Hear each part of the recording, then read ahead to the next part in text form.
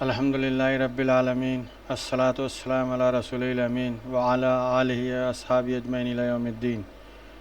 ناظرین کرام، سیدنا ابراہیم علیہ السلام کا مقام پیدائش اور اس کے جغرافیائی تمدنی حالات کے ضمن میں چند باتیں آپ کے سامنے رکھنے کی جسارت کر رہا ہوں۔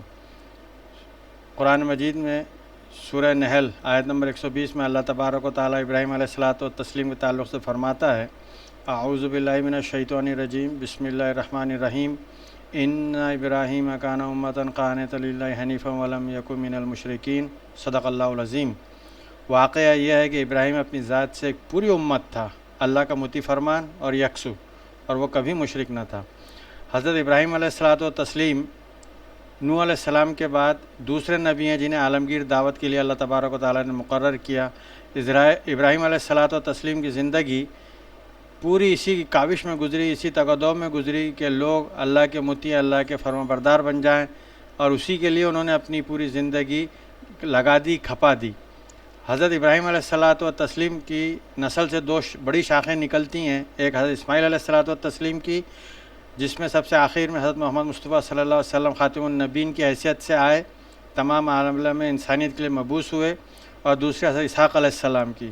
حضرت اسحاق علیہ السلام کے بیٹے یعقوب علیہ السلام، یعقوب علیہ السلام کا لقب اسرائیل، اس لیے ان کی ذریت پھر بنی اسرائیل کہلائی، اور اس میں بڑے جلیل القدر نبی پیدا ہوئے، جیسے حضرت یوسف علیہ السلام، موسیٰ علیہ السلام، داؤد، سلیمان، یحییٰ و عیسیٰ علیہ الصلاۃ والتسلیم۔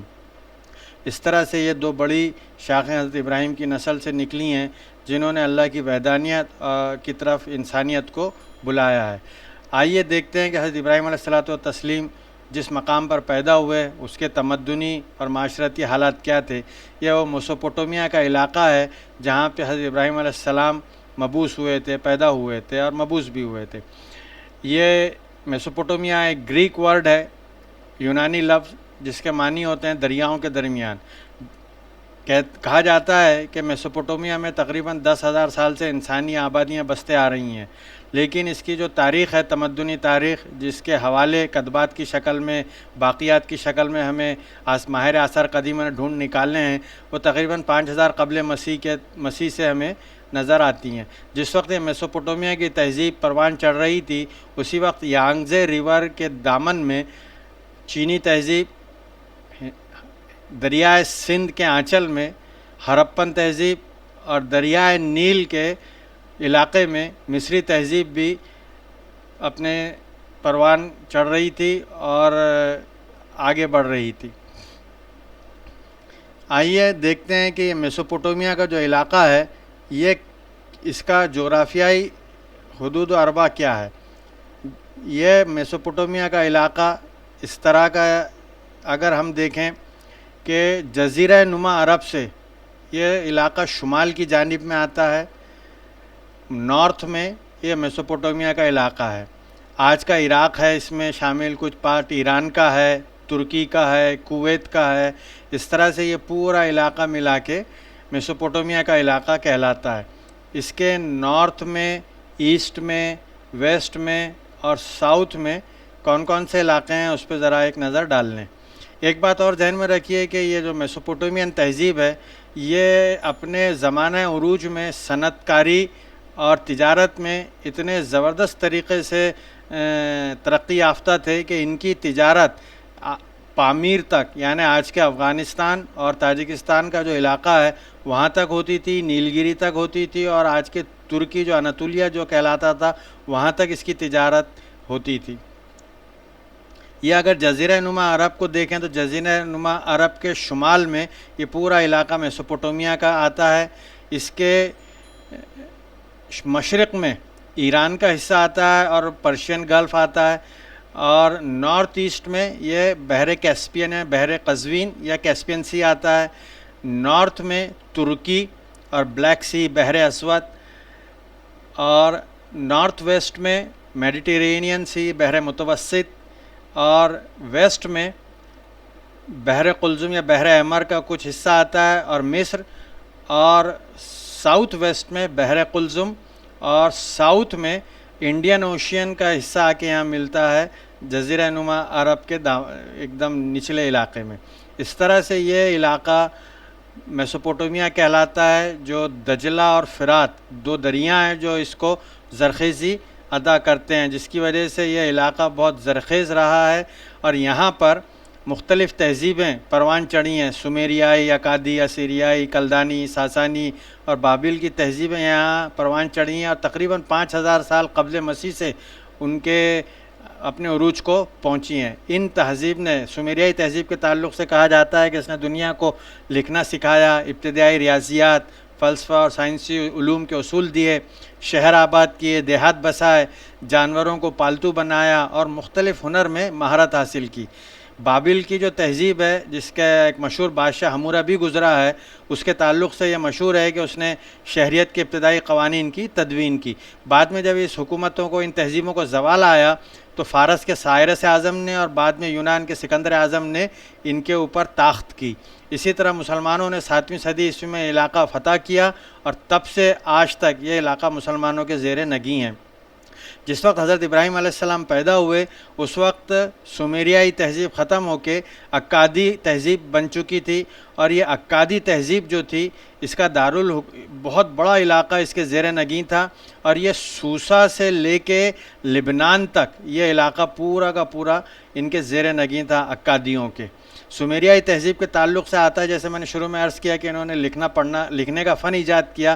اس کو کیونیفارم کہتے ہیں انگلش میں، ویج شیپڈ کے ذریعے جو لکھائی ہوتی تھی، مٹی کے تختیاں بنا لی جاتی ہیں، اس کے اوپر لکڑی کے قلموں سے یا دیگر کسی نوکیلی چیزوں سے تحریریں رقم کر لی جاتی ہیں، اور اس مٹی کی تختی کو پکا لیا جاتا ہے، اور وہ ٹیبلٹس آج بھی مختلف میوزیمس میں، عجائب خانوں میں ہم کو نظر آتی ہیں۔ یہ جو ایک تختیاں نظر آ رہی ہے، اسی طرح کی سومیریائی تحریر ہے، اور یہ جو تختی ہے، یہ گلگامیش تقریباً 2 سے 2500 سال قبل ایک نظم لکھی گئی تھی، ان کی مختلف تختیوں میں سے ایک تختی ہے یہ۔ تو آپ اندازہ لگا سکتے ہیں کہ سومیریائی تہذیب اس وقت لکھنے پڑھنے کے فن میں کتنے عروج کو پہنچ چکی تھی۔ یہ چند ظروف ہیں جو اس زمانے میں سومیریائی تہذیب، کلدانی تہذیب اور اکادی تہذیب، بابلین تہذیب، یہ لوگ کے انسان جو وہاں بستے تھے، وہ ان ظروف کا استعمال مختلف کاموں کے لیے کیا کرتے تھے۔ یہ 2 اسٹیچوز ہیں، بت ہیں، ایک کے تعلق سے آتا ہے کہ یہ اسٹینڈنگ فیمیل ورشپر ہے اور یہ اسٹینڈنگ میل ورشپر ہے۔ یہ نیو یارک کے دا میٹروپولیٹن میوزیم آف آرٹ جو ہیں وہاں پہ رکھے ہیں، اور ان کو کہا جاتا ہے کہ یہ عورت اور یہ مرد سومیریائی ہیں، اور یہ دونوں بھی اپنے عبادت میں مصروف ہیں۔ سومیریائی تہذیب کے تعلق سے جیسا میں نے کہا کہ یہ شہر بسانے میں بہت بڑے فنکار تھے اور بہت عروج کو پہنچ گئے تھے، تو اس طرح یہ ایک آرٹسٹ کا امپریشن ہے کہ کس طرح ان کے شہر بسا کرتے تھے۔ ان کے بیچوں بیچ ہر شہر کا، ایک بات یاد رکھیے کہ ان کے ہر شہر کا، سومیریائی تہذیب میں ہر شہر کا ایک خدا ہوا کرتا تھا جس کو رب البلد کہا کرتے تھے، اور اس شہر کے بیچوں بیچ ایک عمارت ہوا کرتی تھی زگورت، جس میں مختلف اقسام کی چھوٹی چھوٹی ذیلی عمارتیں ہوا کرتی تھیں، اور اس کے انتہائی بلندی پر، سب سے اونچائی پر اس رب البلد کا معبد ہوا کرتا تھا۔ اس طرح سے شہر جو ہیں یہ ان کے آباد ہوا کرتے تھے اپنے رب البلد کے معبد کے ارد گرد۔ یہ بھی ایک دوسری ایک سومیریائی تہذیب میسوپوٹومیا کی جو ہے وہاں کا ایک قدیم ترین تصویر کے ذریعے اس کو ظاہر کیا گیا ہے کہ ان کی یہ شہر پناہ تھی۔ شہر پناہ کے اندر یہ بیچ میں ان کا معبد اور اس کے ارد گرد یہ پوری بستیاں بسا کرتی تھیں۔ یہ وہ بیچ کی جو عمارت ہوا کرتی تھی، جو زگورت کہا جاتا تھا، وہ اس طرح کی ہوتی تھی۔ ایک اور امپریشن کے ذریعے اس کو سمجھا جا سکتا ہے، اس طرح کی وہ عمارت ہوا کرتی تھی جس میں مختلف عمارتیں، چھوٹی چھوٹی ذیلی عمارتیں ہوا کرتی تھیں، مختلف اکائیاں جس میں مختلف کام انجام دیے جاتے تھے، اور یہ اوپر، سب سے اوپر ان کا معبد ہوا کرتا تھا رب البلد کا، اور اس میں اس کی مورتی اور پوجا وغیرہ ہوا کرتی تھی۔ اس پوری عمارت کو زگورت کہا جاتا تھا۔ جدید عصری تحقیقات کے سلسلے میں وہ شہر بھی دریافت ہو گیا ہے جہاں حضرت ابراہیم علیہ السلام پیدا ہوئے تھے، بلکہ اس علاقے کے جو لوگ ہیں ان کی حالات اور ان کی بود و باش پر بھی کافی ہم لوگوں کو معلومات حاصل ہوئی ہیں۔ جہاں حضرت ابراہیم علیہ السلام پیدا ہوئے تھے اس شہر کا نام ار تھا، اور وہ اس کے جو بانی اول ہے اس کا نام ارنمو ہے۔ اکادی حکومت تقریباً 2300 قبل مسیح میں اس نے بنائی تھی اور نمو نے، اور حضرت ابراہیم علیہ السلام اس تہذیب میں تقریباً 2100 سال پہلے پیدا ہوئے۔ اس تہذیب کے حدود جیسے میں نے بتایا شروع میں، سوسا سے لے کے مغرب میں لبنان تک پھیلے ہوئے تھے، اور یہ ارنمو کو عربی میں یہ لفظ نمرود کہلایا۔ تو اس تہذیب کے اندر جو بادشاہ ہوا کرتے تھے اکادی تہذیب میں، وہ نمرود کہلاتے تھے۔ یہ اکیڈین تہذیب کا ایک جو بادشاہ ہے جس نے اس کی بنا رکھی تھی، اس کا بت ہے یہ ارنمو کا بت ہے۔ اپنے خدا کے سامنے وہ عبادت مراسم عبودیت بجا لا رہا ہے۔ اس تہذیب کے اندر 3 طبقے ہوا کرتے تھے ار کی تہذیب میں۔ ایک امیلو طبقہ تھا، ایک مشکینو، ایک اردو۔ امیلو یہ اونچے طبقے کے لوگ تھے جن میں پجاری، حکومت کے بڑے عہدیدار اور فوجی افسر، اعلیٰ فوجی افسر شامل تھے۔ اسی طرح مشکینو یہ دوسرا طبقہ تھا جس میں تجار، اہل صنعت و زراعت پیشہ لوگ تھے، اور تیسرے طبقہ غلاموں کا تھا۔ امیلو طبقے کو خاص امتیازات حاصل تھے، ان کے فوجی اور دیوانی حقوق دوسروں سے مختلف تھے، ان کی جان و مال کی قیمت دوسروں سے بڑھ کر تھی۔ یہ معاشرہ جو تھا اس وقت کا شرکیہ معاشرہ تھا، اور زبردست طریقے سے مفاد پرست لوگ تھے۔ خوب دولت کمانا اور اپنے لیے زیادہ سے زیادہ آرائشیں فراہم کرنا، یہ ان کا نقطہ نظر تھا۔ ایک دوسرے کو شک کی نگاہ سے دیکھنا اور اسی کی وجہ سے پھر مقدمات کرنا ان کے یہاں پہ ایک عام رواج تھا۔ یہ وہ شہر ہے ار جہاں پرشین گلف کے نزدیک ہے، جہاں حضرت ابراہیم علیہ السلام پیدا ہوئے۔ یہ جو 2 دریا ہیں میسوپوٹومیا کے درمیان سے جو بہتے ہیں، دجلہ اور فرات، اور اکادین حکومت جو تھی وہ سوسا سے لے کے لبنان تک پھیلی ہوئی تھی، اور اس پورے علاقے کو میسوپوٹومیا، اور یہاں پہ اس کو لاوانت کہا جاتا ہے۔ شام اور لبنان کا جو علاقہ ہے اس کو لاوانت کہا جاتا ہے۔ تو یہ پورا علاقہ فرٹائل کریسنٹ کے نام سے بھی جانا جاتا ہے۔ انتہائی زرخیز زمین رہی ہے یہ۔ میں نے جیسے کہا کہ ار کا جو رب البلد تھا وہ ننار تھا، اور ننار کا جو بت تھا وہ سب سے اونچی پہاڑی پر ایک عالیشان عمارت میں نصب تھا، اور اسی کے قریب ننار کی بیوی نن گل کا بھی معبد تھا۔ ننار جو تھا، مولانا سید مودودی علیہ رحمہ لکھتے ہیں کہ وہ ملک کی سیاسی زندگی کا سب سے بڑا حاکم تھا، اور اس کی وجہ سے اس کی زبردست جائیداد تھی اسی کے نام پر، اور ملک کے سب سے بڑی عدالت بھی اسی کا معبد جو تھا وہی تصور کیا جاتا۔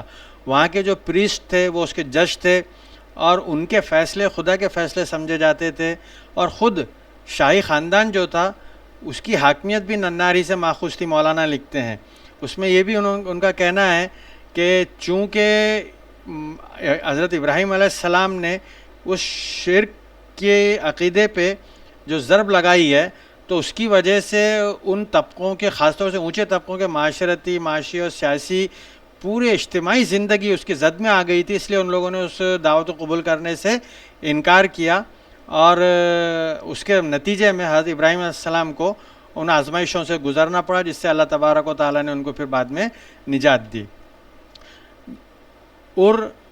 شہر کا جو رب البلد تھا وہ ننار کہلاتا۔ اسی طرح ایک دوسرا بڑا شہر تھا لرسا، جس کا رب البلد شماس کہلاتا تھا۔ اس کا بھی بت آج دستیاب ہے، اسٹیچو دستیاب ہیں، کھنڈرات میں دیکھے جا سکتے ہیں۔ یہ بھی اسی کی تصویر ہے۔ اسی طرح یہ بھی مولانا سید مودودی نے اس کا بھی ذکر کیا ہے کہ ان رب البلد جو ہوا کرتے تھے ہر شہروں کے، ان کے ذیلی بھی خدا ہوا کرتے تھے، ان کے ذیل میں بھی مختلف خدا ہوا کرتے تھے۔ وہ تقریباً 5000 کے قریب خداؤں کا نام اور ذکر اس میں ملتا ہے جو رب البلد کے ذیل میں ہوا کرتے تھے۔ مولانا نے لکھا ہے کہ حضرت ابراہیم علیہ السلام کی تعلیمات کا اثر اس ملک کے لوگوں نے کہاں تک قبول کیا، اس کے بارے میں تو کچھ تعین نہیں کیا جا سکتا، لیکن 1750 سے 1810 بابل کا جو حکمراں تھا حموربی، اس نے جو قوانین مرتب کیے ہیں وہ اس بات کی شہادت دیتے ہیں کہ بالواسطہ یا بلا واسطہ ان کی تدوین میں مشکات نبوت سے حاصل کی ہوئی روشنی کسی حد تک ضرور کارفرما رہی ہے۔ یہ حموربی نے لا کوڈ آف حموربی کے نام سے جانا جاتا ہے۔ اس کا یہ تراشا ہوا بت آج بھی موجود ہے، اس کا لا آف کوڈ بھی، کوڈیفائڈ لا بھی موجود ہے، لوور پیرس کے میوزیم میں دیکھا جا سکتا ہے۔ میں نے جیسا کہا کہ میں 3 طبقے ہوا کرتے تھے اس اکیڈین تہذیب میں۔ امیلو یہ اونچے طبقے کے لوگ تھے جن میں پجاری، حکومت کے عہدیدار، فوجی افسر وغیرہ شامل تھے. ان کی تصویریں آج بھی یہ باقیات ماہر آثار قدیمہ نے کھوج نکالے ہیں. ان کو دیکھ کے اندازہ لگایا جا سکتا ہے کہ یہ کس طرح کا ایک پریولیجڈ سوسائٹی تھی ان لوگوں کی. اونچے طبقے کے لوگ تھے امیلو، اور وہ کس طرح سے اپنے اس طبقے کے ذریعے اپنا مفاد حاصل کرتے تھے. یہ ان کا پورا الگ الگ تصاویر ہیں، ان کے الگ الگ اسٹیچوز ہیں، دیواروں پہ نقش کیے ہوئے ان کے بت ہیں، جس پہ سے ان کی تہذیب کا، امیلو تہذیب کا اندازہ لگایا جا سکتا ہے کہ وہ کس طرح سے مذہبی رسوم بھی پورے کیا کرتے تھے اور اس طرح اپنے مذہبی رسومات کی ادائیگی کیا کرتے تھے. دوسرا طبقہ مشکینوں کا تھا. چونکہ یہ پوری جو زمین ہے بڑی انتہائی زرخیز ہے، تو یہاں زراعت اور آبپاشی کا بڑا زبردست نظام انہوں نے قائم کر رکھا تھا. مویشی پالنا اور زراعت کے اوپر ان لوگوں کا، تو یہ مختلف صنعت و تجارت میں بھی یہ لوگ ماہر بن گئے تھے. تو اس تصویر سے اندازہ لگایا جا سکتا ہے کہ مختلف صناعی کے نمونے یہاں پہ نظر آتے ہیں کہ کس طرح یہ الگ الگ صنعتوں میں انہوں نے اپنا کام کرنا شروع کیا تھا. یہ کچھ وہاں پہ باقیات ملے ہیں، آثار قدیمہ نے کھوج نکالے ہیں کہ جو مشکینوں جو ہے مشکینوں طبقہ جو سیکنڈ طبقہ تھا اس کے تعلق سے یہ کچھ اندازہ بتاتے ہیں. تیسرا طبقہ غلاموں کا تھا، اردو کہلاتے. ان کی تصویریں دیکھ کے اندازہ لگایا جا سکتا ہے کہ کس قسم پرسی میں اپنی زندگی گزارتے تھے. یہاں پہ یہ ایک آفیسر ہے یا بادشاہ ہے جس کے سامنے یہ غلام کھڑے ہیں جو اپنی سزا کے منتظر ہیں کہ ان کو کیا سزا دی جانے والی. اس طرح سے مختلف طبقات کی بھی اس میں ذکر کیا گیا ہے. میں نے جیسے شروع میں کہا کہ حمورابی نے بابل کو 1750 میں اپنا پایہ تخت بنایا تھا. تقریباً 700 قبل مسیح میں بنو قد نصر یا بخت نظر نے اسے دوبارہ تعمیر کرایا اور پرانا شہر دریائے فرات کے مشرق میں آباد تھا. بخت نصر نے پل بنا کر دریا کے اوپر مغربی کنارے پر ایک دوسرا شہر بسایا اور اس وقت کہتے ہیں کہ شہر کی آبادی تقریباً 5 لاکھ تھی اور یہاں مولک باغات بھی بنائے تھے اس نے جو ایک عجائبات میں سے شامل ہوتے ہیں. 7 ونڈرز آف ورلڈ میں ان کا شمار ہوتا ہے، ہینگنگ گارڈنز آف بیبیلون میں.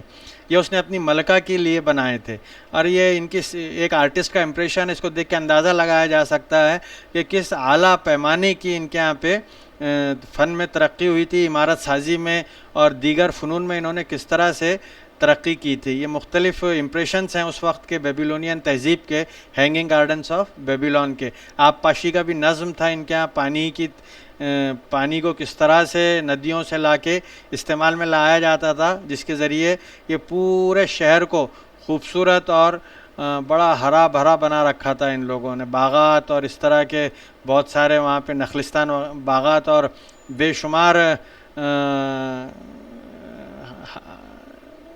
انوائرمنٹ سے ریلیٹڈ ایشوز انہوں نے اس کو ایڈریس کر رکھے تھے.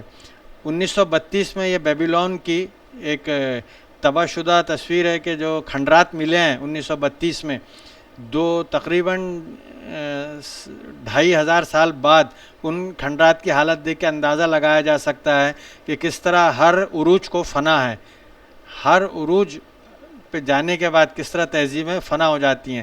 یہ آج کے کچھ کھنڈرات ہیں، بابل شہر کے کھنڈرات جو آج دیکھے جا سکتے ہیں کہ کس طرح سے وہ ہینگنگ گارڈنز آف بیبیلون کی تصویریں دیکھیے اور پھر آج کے کھنڈرات دیکھیے اور عبرت حاصل کرنے کا مقام ہے یہ کہ کس طرح سے انسان اپنی رہائش کے لیے عظیم الشان بڑی بڑی بلند بہنگ دعوے کرتا ہے، عمارتیں بناتا ہے اور آخر پھر بعد میں ان کا کیا حشر ہوتا ہے. یہ تہذیبیں پھر بعد میں ختم ہو گئیں. برٹمین نے تو لکھا ہے کہ the entire culture of the region once known as the Mesopotamia was swept away in the final conquest of the area by Muslim Arabs in the 7th century, which resulted in the unification of law, language, religion and culture under Islam. آج بھی یہ تہذیب جو ہے پوری طرح سے اسلام کے انڈر میں اور عربوں کی تہذیب بن کے رہ گئی ہے. ان کی عربوں ہی کی زبان، ان کا کلچر، اور اسی طرح یہ عراق، ایران میں یہ پوری جو میسوپوٹومیا کہلاتا تھا وہ پورا علاقہ اب جو ہے عربوں کے زیر نگیں ہے. حضرت ابراہیم علیہ الصلاۃ والتسلیم اس شہر ار میں پیدا ہوئے. یہیں آپ نے دعوت دی، خدا کی وحدانیت کی طرف لوگوں کو بلایا، خدا کی اطاعت و بندگی کی طرف بلایا. پھر جب اس آزمائش میں لوگوں نے ڈالا، وہاں کے بادشاہ نمرود نے، اور وہاں سے اللہ نے آپ کو باعزت نکالا اس میں سے، تو اس آزمائش سے آپ کو نکالا تو آپ وہاں سے پھر ہجرت کر کے ہاران گئے، ہاران سے پھر بیتیل ہوتے ہوئے آپ آئے اور شرق اردن کی طرف آپ نے اپنے بھتیجے لوط علیہ السلام کو اپنا خلیفہ مقرر کیا. پھر آپ یہاں سے مصر گئے، مصر سے واپس آیا، واپس آنے کے بعد یہاں آپ نے فلسطین اور شام کے علاقے میں اپنے چھوٹے بیٹے اسحاق علیہ السلام کو نامزد کیا اپنا خلیفہ، اور اندرون عرب میں مکہ کے مقام پر آپ نے اسماعیل علیہ السلام کو خلیفہ مقرر کیا، اور یہاں آپ نے کعبۃ اللہ کی بنا ڈالی اور کعبۃ اللہ کعبہ کو تعمیر کیا آپ نے کعبہ کی دوبارہ سے.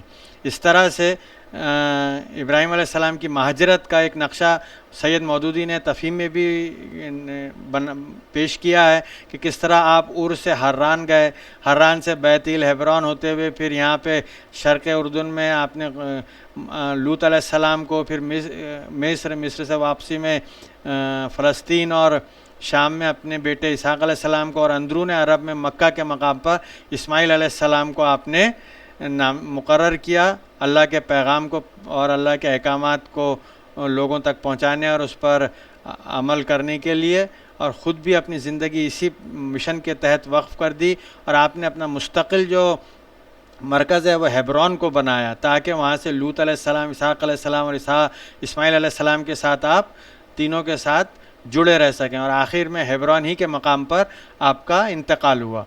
اللہ تبارک و تعالیٰ سے دعا گو ہوں کہ اللہ تبارک و تعالیٰ ہمیں بھی ابراہیم علیہ السلام کے اسوے کے مطابق اپنی زندگی کو سنوارنے کی توفیق نصیب فرمائے اور ان کے بتائے ہوئے نقش قدم پر چلنے کی توفیق نصیب فرمائے.